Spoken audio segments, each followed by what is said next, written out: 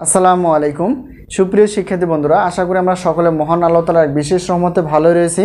আবারও স্বাগতম আমাদের অনলাইন ক্লাসে। আজকে আমরা দেখার চেষ্টা করব ক্যালকুলাস 1 চ্যাপ্টার 3B অর্থাৎ এক্সাম্পল 11। প্রশ্নটি খুবই গুরুত্বপূর্ণ, যা তোমরা থাম্বনেলে দেখে বুঝতে পেরেছো এবং আমাদের সাজেশন অনুযায়ী খুবই গুরুত্বপূর্ণ।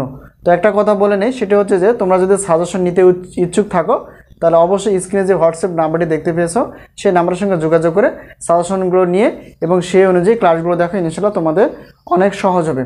তো এখন যে প্রশ্নটি আমরা সমাধানে দেখব সেটি হচ্ছে, একটু খেয়াল করো, এখানে cos x পাওয়ার হিসেবে y plus cos y sin y পাওয়ার হিসেবে x ইকুয়াল টু 0 হলে তাহলে dy/dx এটা নির্ণয় করতে বলছেন। তো এখন আমরা নির্ণয় করব কিভাবে? আমাদের যে অন্তরীকরণের যে সূত্রগুলো রয়েছে সেই সূত্রগুলো আমাদের কাজে লাগবে। তো এখন যেহেতু x এর সাপেক্ষে অন্তরণ করতে হবে প্রথমে, তাহলে এখন দেখো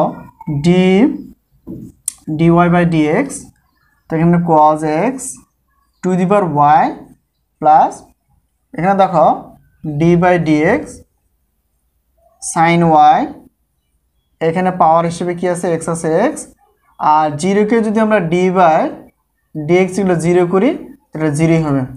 এই হলো বিষয়, তাহলে এখানে 0 হবে। এখন আমাদের কিছু সূত্র আমরা যদি একটু খেয়াল করি, তাহলে d/dx এটাকে যদি আমরা u পড়ি, মানে এটাকে u মনে করি, এটাকে v মনে করি, আবার d/dx এটাকে যদি কি মনে করি, u মনে করি, এটাকে v মনে করি, তাহলে আমরা d/dx uv যে সূত্রটা জানি সেটা হচ্ছে অতএব d/dx u two the power v, এটা সূত্র কি, অর্থাৎ u two the power v হবে, তারপর এখানে আসে কত d/dx, তারপর v ln u, এই হলো আমাদের সূত্রটি। তো এই সূত্রকে ব্যবহার করে এই সমাধানটা আমাদের নিয়ে আসতে হবে, যেটাই বললাম। তাহলে সূত্রটা ইউজ করো, এখান থেকে d/dx u two the power v, এটা যদি u হয় আর এটা যদি v হয়, একইভাবে এটা যদি u হয় এটা যদি v হয়, তাহলে সূত্র কি বলে, তাহলে এখানে হবে u two the power v, u two the power v কত, cos x to the power y, এটা হচ্ছে আমাদের u two the power v। এরপর আমাদের d/dx একটা লিখতে হয়, তাহলে এখানে d/dx লিখবো, লেখার পর কি লিখতে হয়, v ln u, তাহলে এখানে এই অনুযায়ী v কোনটা, v হচ্ছে y, আর এখানে ln u বলতে কোনটা, cos x, এই হলো বিষয়। আশা করি বিষয়টি ক্লিয়ার। প্লাস এই প্লাসটা এখানে দিয়ে দিব, একইভাবে এখানেও তাই, অর্থাৎ d/dx u two the power v সূত্র যদি ইউজ করি তাহলে কত হবে, আমরা জানি u two the power v, তাহলে সূত্রে d/dx হবে এখন, তাহলে কি বলে v ln u, v বলতে এখানে কত x, আর ln u বলতে এখানে sin y, এই হলো বিষয়। আশা করি এই পর্যন্ত আমরা খুব সহজে বুঝে গেছি। একটু খেয়াল করো, তো যেহেতু এখানে d/dx আছে, তার মানে এটা আমাদের অন্তরীকরণ করতে হবে, এটাও কি x এর সাপেক্ষে অন্তরীকরণ করতে হবে।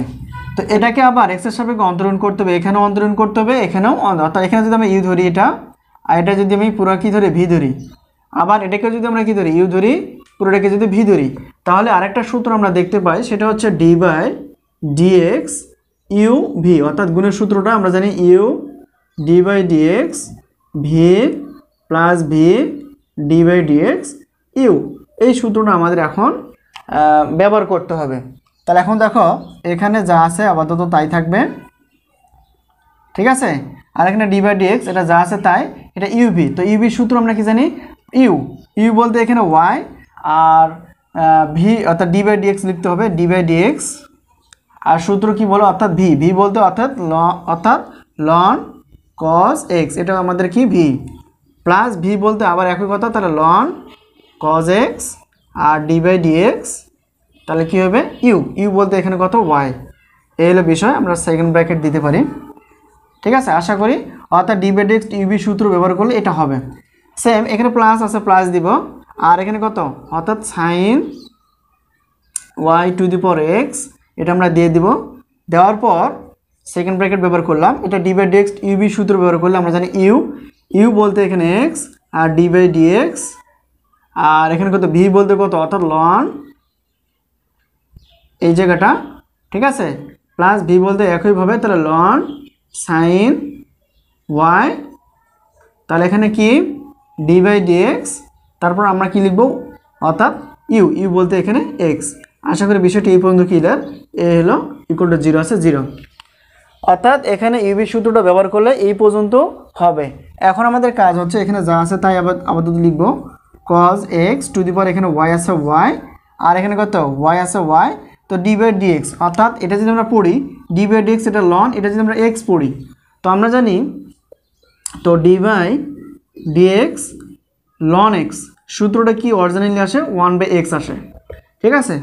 তো এখানে d বাই dx এটা ln, এটা যদি x পড়ি তাহলে কি হলো, তাহলে d by dx ln x আমরা লিখতে পারবো 1/x, x বলতে এখানে cos x, ঠিক আছে। তো যাকে আমরা x ধরলাম সেটা যদি x না হয় থাকে অন্তরীকরণ নিয়ম অনুযায়ী সেটাকে আবার অন্তরীকরণ করতে হয়। তাহলে দেখো যেটা এত ln এটা x পড়লাম, তো যেটা x ছিল সেটা আসলে অরিজিনালি x নয়, তাহলে এখানে কি অর্থাৎ এটাকে আবার কি করতে হবে অন্তরীকরণ করতে হবে। d by dx cos x কে আমরা অন্তরীকরণ করলে কি পাবো মাইনাস sin x, তাহলে এখানে আমরা কি বসাবো, তাহলে এখানে মাইনাস sin x। আশা করি বিষয়টি ক্লিয়ার এই পর্যন্ত। প্লাস আছে প্লাস, এখানে ln cos x যার রয়েছে, আর এটা x এর সাপেক্ষে y কে অন্তরীকরণ করলে আমরা কি পাবো dy বাই dx, এই হলো বিষয়। তাহলে এখন এটা আমরা সেকেন্ড ব্র্যাকেট দিয়ে রাখলাম, এই প্লাসটা এখানে প্লাসটা দিয়ে দিব, এখানে দেখো যা আছে তাই, অর্থাৎ sin y to the power x, ঠিক আছে। আর এখানে দেখো x আছে x, তাহলে d বাই dx এটাও যদি আমরা কি ln এটা x পড়ি তাহলে সেক্ষেত্রে সূত্র আমরা কি জানি 1/x, তাহলে d by dx ln x তার মানে কি জানি 1/x, x বলতে কত এখানে sin y, তো যাকে আমরা x পড়লাম সেটা আসলে x নয়, তাহলে এখানে কি আছে d বাই dx এখানে sin y রয়েছে, তাহলে sin y মানে কি হবে, তাহলে কি হবে cos y, ঠিক আছে। তাহলে cos y লিখবো এখানে, অতএব cos y লিখলাম। লেখার পর দেখা যায় যাকে আমরা x ধরলাম সেটা x নয়, তাহলে সেটাকে আমরা যদি অন্তর্গ্রহণ করি অর্থাৎ d বাই dx কে y যেটা x ধরছিলাম সেটা যদি অন্তর্গ্রহণ করি তাহলে কত হবে d বাই dx এখানে y হবে। আর এখানে দেখো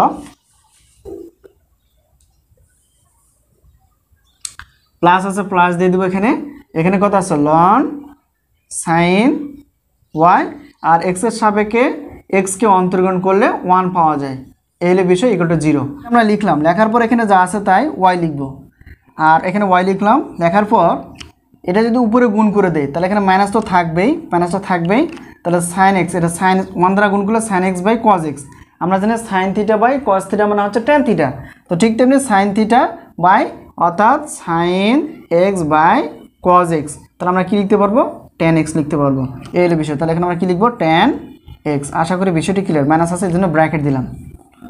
তো এরপর দেখো প্লাস ln cos x আর ইনটু এখানে যা আছে অর্থাৎ dy by dx, second bracket দিলাম। আর এখানে একটু খেয়াল করো এখানে plus sin y to the power x আছে x। আচ্ছা এখানে যদি একটু হিসাব করি দেখো cos এটা cos y এটা sin y, তো আমরা জানি cos theta by sin theta মানে কি cos theta by sin theta মানে হচ্ছে cot থিটা হয়। যেহেতু এখানে দেখো এটা যদি উপরে গুণ করে দেই তাহলে এখানে y এখানে y এটা y, তার মানে কি হবে অর্থাৎ cos y বাই এটা উপরে যাবে, তাহলে cos y by sin y, তাহলে আমরা কি লিখতে পারবো cot y, তার মানে এই হলো বিষয়টি। তাহলে এখানে দেখো x আছে x, আর এটা যদি হিসাব করি তাহলে কি হবে cot y, আর x এর সাপেক্ষে y কে অন্তর্গ্রহণ করলে আমরা কি পাবো dy বাই dx, আর এখানে যা আছে তাই প্লাস এটা যদি 1 দ্বারা গুণ করি তাহলে ln sin y, আর এখানে সেকেন্ড ব্র্যাকেটে ইকুয়াল 0। আশা করি এই পর্যন্ত আমরা খুব সহজে বুঝে গেছি। তো টার্গেট হচ্ছে dy বাই dx, এটা আমাদের মানটা বের করা। তো এখন এরপর বা এর মাঝে আমাদের কি কি করণীয় সেটা খেয়াল করতে হবে, একটু খেয়াল করো। এই cos x to the power y, তাহলে cos x টু দি পাওয়ার যেটা রয়েছে সেটা আমরা কি এটার সঙ্গে গুণ করে দিব, আবার এটার সঙ্গেও গুণ করে দিব, ঠিক আছে। সেম এটার সঙ্গে এটা গুণ করে দিব, এটার সঙ্গে পরেরটা আমরা গুণ করে দিব। করতে হবে সেটা হচ্ছে এই যে এই বাইরের অপশনটা দিয়ে আমরা এটাকে একবার গুণ করব, এটা দিয়ে আমরা পরেরটাকে গুণ করব। সেম এই জিনিসটা দিয়ে আমরা এটাকে গুণ করব একবার, আবার এটা দিয়ে আমরা পরেরটাকে গুণ করব, ঠিক আছে। তো এখন শুধুমাত্র গুণ করতে হবে, গুণ করে এখান থেকে যেখানে dy বাই dx এবং dy বাই dx আছে সেটা আমরা আলাদা করব, আলাদা করে যে মানটা আসবে সেটা হচ্ছে dy বাই dx এর নির্ণীত মান।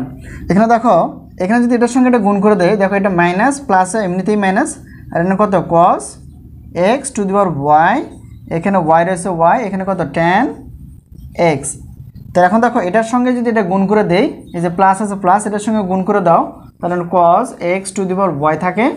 আর এখানে কত আসে, অর্থাৎ ln cos x, আর এখানে কত dy বাই dx। আশা করি বিষয়টি ক্লিয়ার। শুধুমাত্র এখানে কি cos x to the power y দিয়ে এটাকে গুণ করলাম, cos x to the power y দিয়ে আমরা এটাকে গুণ করলাম, এই হলো বিষয়। এখন পরবর্তী একই কাজ, এখানে দেখো প্লাস, তো প্লাস প্লাসে প্লাস হয়, এটা দিয়ে যদি আমরা এটাকে গুণ করে দেই তাহলে কত এটা হবে, তাহলে কত sin y to the power x, এখানে যা আছে তাই, এটা যা আছে অর্থাৎ x cot y, আর এখানে কি আছে dy বাই dx, আর এই যে sin y to the power x দিয়ে পরের পদটাকে গুণ করবো, তাহলে কত প্লাস আছে প্লাস, তাহলে যদি গুণ করো তাহলে কত আসে, তাহলে sin y to the power x, আর এখানে কত ln sin y ইকুয়াল 0। দেখো কোথায় কোথায় dy বাই dx আছে এটা একটু খেয়াল করো। তো দেখো এই যে এই পর্যন্ত, অর্থাৎ এখান থেকে যে পদটা, এই যে এখানে যে পদটা রয়েছে এই পদের মাঝে dy বাই dx রয়েছে, এটা একটা। আরেকটা বিষয় হচ্ছে শেষেরটা, এই যে শেষে বলতে এই জায়গায়, তো এখানেও কিন্তু কি অর্থাৎ এই জায়গাটা dy বাই dx রয়েছে। তাহলে যে অংশটা dy বাই dx রয়েছে সেটা আমরা বামে রাখবো, আর বাকিগুলো সবগুলো আমরা কোথায় নিয়ে যাব, ডানে নিয়ে যাব। তাহলে কি আসে, অতএব cos x to the power y, এখানে কত আসে ln cos x into dy by dx, plus আছে প্লাসটা এখানে দিয়ে দিলাম, দেওয়ার পর এখানে দেখো sin y to the power x, x cot y into dy by dx। ঠিক আছে, এই জায়গাটা দেখো এখন মাইনাস, এই জায়গাটা এখন ওইদিকে হবে প্লাস, পার করলে প্লাস, তাহলে কি পেলাম এখানে cos x to the power y into y tan x। ঠিক আছে, আর এই যে জায়গাটা যেটা dy বাই dx নেই, এই প্লাসটা এখন মাইনাস হয়ে যাবে, তাহলে কত sin y to the power x, আর এখানে কত ln sin y। আশা করি এই পর্যন্ত আমরা বিষয়টি বুঝতে পেরে গেছি। যদি কোনো জায়গায় বুঝতে অসুবিধা অবশ্যই কমেন্টসে লেখার চেষ্টা করবা। বন্ধু একটু খেয়াল করো, এটা একটা পদ আর এখানে একটা পদ, তো দুই পদের দেখো এখানেও কিন্তু dy বাই dx রয়েছে, এখানেও dy বাই dx রয়েছে, তাহলে আমরা একটি কমন নিতে পারি।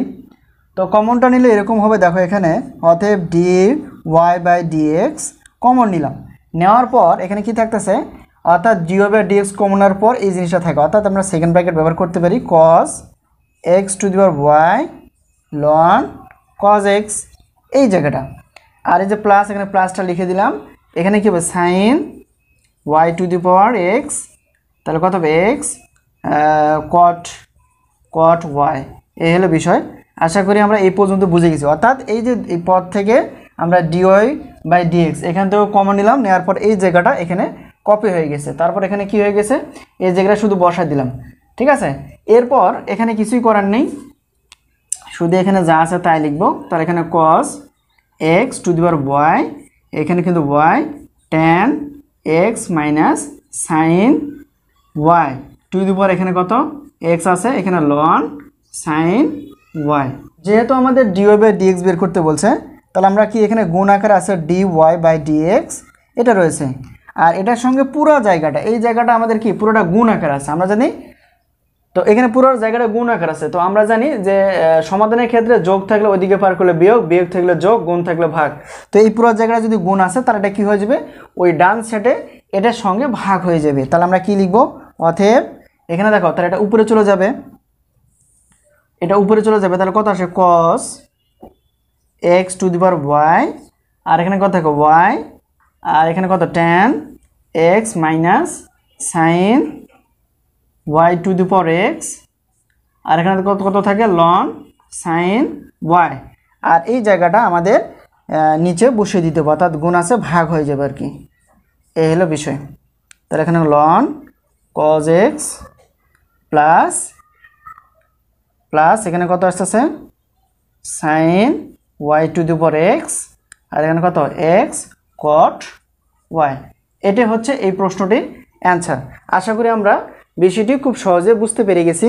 যদি কোনো জায়গায় বিন্দু পরিমাণ বুঝতে অসুবিধা হয় বা উপর থেকে শুরু করে নিচ পর্যন্ত অর্থাৎ সমাধানে কোনো যদি সমস্যা থাকে তবে ঠিক আছে, শুধুমাত্র এই অ্যান্সারটা বের করতে হবে। অর্থাৎ এক্সের সাথে অন্তর্গ্রহণ করে কয়েকবার যে সূত্রটি হলো এটা বারবার চর্চা করলে বা মনে রাখলে ইনশাআল্লাহ এই প্রশ্নের অ্যান্সারটি খুব সহজে আমরা আয়ত্ত করতে পারবো। তো আজকে এই পর্যন্তই, আবারও দেখা হবে পরবর্তী পর্বে, যে পর্বে আমরা শুধুমাত্র সাজেশনের অর্থাৎ গুরুত্বপূর্ণ প্রশ্নগুলি আলোচনা করব। তো আজকে এই পর্যন্তই, আবারও দেখা হবে পরবর্তী সাজেশন বিষয় অথবা ক্লাস বিষয়ে। সেই পর্যন্ত ভালো থেকো এবং ক্লাসগুলো বন্ধু বান্ধব মাঝে শেয়ার করার চেষ্টা করো। আল্লাহ হাফেজ।